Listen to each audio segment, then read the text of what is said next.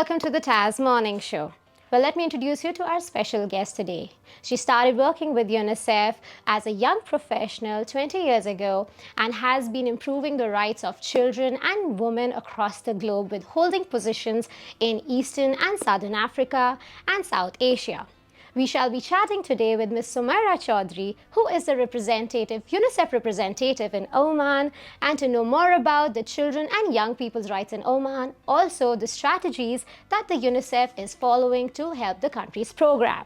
Well, hello and welcome to the morning show, ma'am. How are you? Very well, thanks, Flora. Thanks so much for having me. Oh, it's our pleasure, to be honest, it's our pleasure. Well, congratulations, firstly, that you've been working for last 20 years with UNICEF. That's commendable. Every time you say that, it makes me feel old, but thank you. I'm sorry, that was not intended, but it's really nice that you've been working for 20 years, and I've read that you've been doing a lot of good things with children and women around the world, right? We try, that's our job. Lovely, lovely. All right. So could you enlighten us with some activities that UNICEF is doing in Oman and around the GCC region? So, Flora, you're a journalist. You're used to asking the questions. Yes. I'm going to ask you one. Sure. Have a guess. How long do you think UNICEF's been working here in Oman? In Oman? Oh my God. Now I have to, actually I should have done my homework a little more in that case. I'm guessing for 15? We've been here since 1971. 71? Oh So my God, I was not even born. I would have guessed that. Yeah. So UNICEF is really part of the story of making Oman the wonderful place it is to be for children here today. Right. And I think we're so proud to have been here, and we continue to be here at the request of the government. Right. I mean, you were asking me earlier, I've been in Oman for 10 months now. Right. I'm still pretty new, but I feel very privileged to be Right. UNICEF's representative here. Lovely. And as amazing a country as it is, we all know that one can always do more. Correct. One can always improve. Yes. And that is how we really see our role here, to see how we can bring international experience, lessons learned of programs for children to inform what's happening here in Oman. Right, right. So the kinds of things we're doing are very much working again with the Ministry of Education, with the Ministry of Health, with the Ministry of Social Development, to see how we're looking at, for example, children and early childhood education, looking at the nutritional status of children. Right. You know, there's a forthcoming social protection program, really trying to see how we can share ideas and experiences from around the world on how those things can improve the lives of children on a daily basis. Right. That's in Oman. You also asked about the GCC region, yes. It's similar. Again, these are high-income countries and a lot happening already. But also in GCC, other GCC countries, because they are high-income countries, a lot of people also then ask us, how can we help? Correct. And so there's a lot of also resource mobilization efforts that happens in those countries to bring, individuals' interest in supporting children around the world. Correct. To support UNICEF programs. Lovely. Well, how has the growth been since you said 1971, right? Yeah. Exactly. How has the growth been so far? Just from then till now. I mean, if you look at where Oman is now, you've got universal primary education, you've got universal birth registration, right? You have near universal vaccination. These are like tremendous accomplishments for any country. Right. So again, I think we feel very privileged to have been part of that story. Okay, lovely. Children and young people have the same general and human rights as the adults, correct? In this aspect, what are the activities done by UNICEF in developing a child to its full potential? Yeah, so I love that question. Lovely. Because I'm a mom, right? I've got a son, and I want to develop my child to the full potential. But I feel very lucky that I'm in a position that I can bring a lot of resources to bear for his growth. Correct. Right? Correct. And what I love about UNICEF is our job is to make sure that all children have those opportunities. Correct. So we start, well, even before a child is born, right? So working on programs to make sure that mothers can deliver in great healthcare centers, that they get the kind of nutrition they need, that they need the kind of care support when they give birth to a child. Right. Then as a child grows older, what you want to make sure is they get the vaccinations they need. Eventually they get stimulation, they get parenting, positive parenting to really care for them, so that then when they go to school, we also work with the education system to train teachers to make that sure that education is child friendly. Right. So moving away from old models of like teacher knows best but really trying to make sure you're engaging. More interactive kind. Right. Correct. Right. Then as children get older, you want to make sure, for example, adolescent girls in particular get the kind of nutrients they need because they have particular needs, but also that the school system, again, adapts to children as they get older, preparing them for learning, the transition from learning to earning. Yes. And again, that's something that I think is so important about UNICEF. We look at the whole life cycle,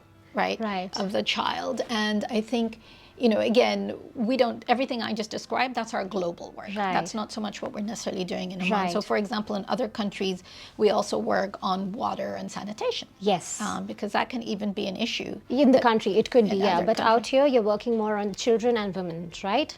Yes. But also, I think the challenge for UNICEF also is always to keep up with the latest kind of difficulties on the horizon. Correct. So, for example, now there's more and more evidence about the impact of rising temperatures on children. Yes. So it's a serious thing. Yes. How do we make sure that our programming, what we're offering children, is adapted to those changing realities? Right. And also, for example, artificial intelligence and online bullying. All of these things that I didn't grow up with, but now my cyberbullying is there. Yes. son's generation is. Yes.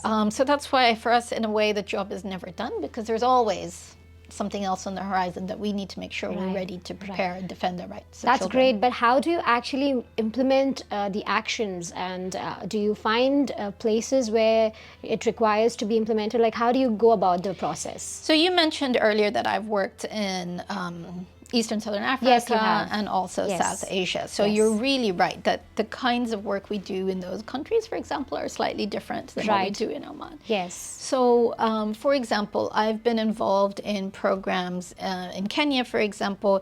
Kenya, at the time, had quite a high rate of HIV/AIDS. Right. And so there were a lot of orphans.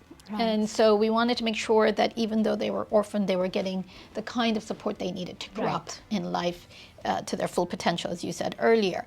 So we worked with the government to develop a cash transfer program. Okay. So it's social protection program that targeted households like grandmothers and grandfathers in particular who were taking in orphans. So that kind of a context, you're much more, roll up your sleeves. Yes, and you have to get into the business. You have to get into the business. Yeah. Okay. Here in Oman, we're really looking more at the kinds of policy work that's being done, the kind of, conceptual frameworks that the government's working on. Again, like I said, to try to help bring in, such and such country did this, such and such country did that. This is what good practice is. These are the kinds of enlightening the entire country along with the journey. Like, you're going together, all of you. Yeah, I mean, I don't know if I'd say enlightening, because I think we all enlighten each other. That's we learn true. from each other, We learn right? from each other, yes. I've been trying to travel the country a little bit. Yes. I've been to Musandam so far, and Masira. Lovely. And so, speaking with, in particular, the Omani Women's The locals Association, out there, or yes. I'm learning from them, right? Yes. And so I really think this is a process of us having exchanges. Give and take of information. Exactly. Yeah. To move forward together, as you said. Correct. All right. So that's great. As we were talking about Oman right now, and you have gone and gone to Masira, you've gone to Musandam, and had a conversation with all the women out there. This question is more related to Oman. As you are the representative of Oman, you are responsible for the overall leadership and strategic direction of the country's program. Can you please brief us about it? Sure. I mean, let me focus first on the word representative, though, right? Right. So I'm here representing, for example, my team. So Yes. you don't see them behind me, but they're there. Yes. And we have a wonderful team here in Oman, mainly Omanis, a few international staff as well, who are, again, working very hard on bringing issues forward. Right. But even further behind me, we've also got a regional office, we've got headquarters where we're looking at the best kind of research, the latest knowledge about what is the best for children. Exactly. And that's what we're really trying to do. That's why I'm here representing all of that to try to bring things forward in Oman. Now, very specifically, though, again, what I love working, one of the things I love about working with UNICEF or the United Nations is we work very much hand in hand with the government. Correct. So we are here to support the government in the plans and programs it has. So in the Omani context, that means whatever we do is aligned to Vision 2040. Yes. And all the different ministerial plans. So again, we're looking at things like, making sure that the sectors, the social sectors, have the kind of financing they need to sustain the wonderful programs they're doing as the child population grows. Right. Right? So you have to keep up with developments. Yes. So that's one of the things we're doing.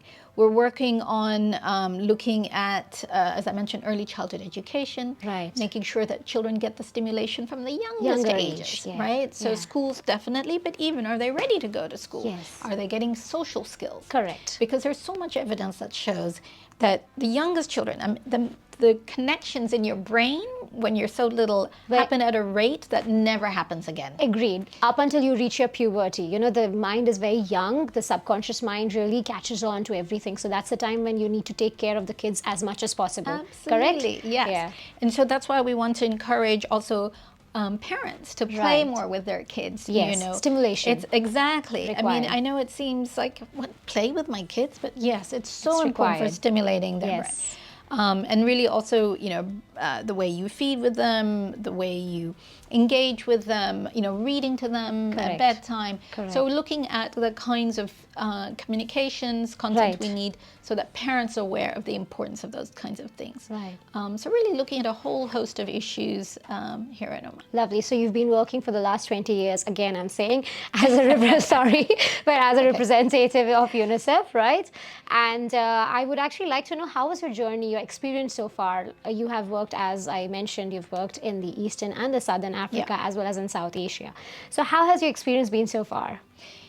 So just one clarification. I've only been a representative since I came to Oman. So it's my first time lovely. being a representative. So but you've been working with UNICEF for the last 20 years. I've been working in with different, UNICEF yeah, in different contexts. positions, yeah. Exactly. Right. And that's what I would say too is, you know, each role brings something different. Each country gives you something else. You know, you're at Correct. different stages of your career professionally, you're at Correct. different stages of your life, Yes. you know, moving from like being single to a wife to a mother. So each country for me is associated with a different Yes.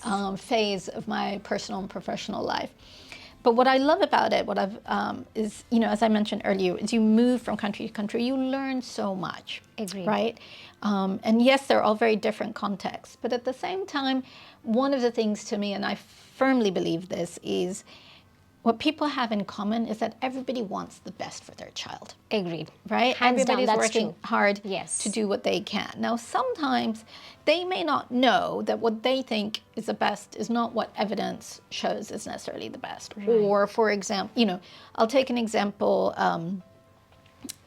both Mozambique and India, for example, where I've worked, rates of child marriage Right. tend to be high. Yes, it's right? high. Yes. But often communities are marrying their girls because they see that as a way of protecting their Correct. girl in life, right? Correct, correct. But we can try to talk to them about how there are other ways of protecting their girls, which respects the girl's right not to be married before she's, you know, of legal age. Right. So, you know, that's why I do think it's important we understand that people come from a good place. I believe that. Perhaps I'm slightly naive, but I do believe they're coming from a good place, and how we can engage with them to try to get them to where it's the latest evidence shows children need to be. Right. So your experience for the last 20 years has been colorful, I believe. That's definitely a good word for it, Flora. That's a Right. very good word for it. Yeah, so it's great. You've had a very colorful journey. You've moved from different positions in UNICEF, and today we are talking to you as a representative of Oman, and I'm really glad. Well, before we wrap up, we always have a fun rapid five round, and it's time for that. Are you ready for it? I'm ready. Let's go. All right, so the rapid five round begins. Well, if you weren't in your current profession, which is the representative of UNICEF in Oman, what would you be doing? Writing the great Bangladeshi novel. Lovely. Oh, I believe you are a good writer too, that means. I don't know. I would- Maybe in my daydreams. No, I would like to read some if you have written something. It's nice. Great. All right, the second question is, what does an ideal weekend look like in your life? Family, friends, and food. Lots of food. Lovely. All right. In life, what do you really care about? Well, that one's a little bit of a cheating one, but I have to say children. I Aw. mean, most of us who join UNICEF, it's really because we believe in what we do. Okay. And for me in particular, the issue that I think is the closest to my heart is protecting children from violence, exploitation, abuse. Yeah. So True. That's good. That's really good. And what is the best advice someone has given you? Anyone, it could be.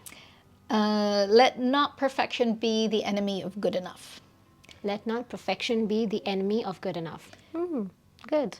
What's that one thing on your bucket list that you would like to accomplish this year? It could be professional or personal, doesn't matter. Well, it's a bit of both, because I told you I've been to Masandam, to Masira. Yes. I really want to get to Salalah for the Kharif. So Ah, both perfect. work-wise and personally really interested in making sure I see all of them. That's perfect because Kharif is just here. I know. Amazing. So that's on my list for the year. Amazing. That was great. It was lovely chatting with you, Miss Sumeira. I had a great time with you and got to know so much about UNICEF.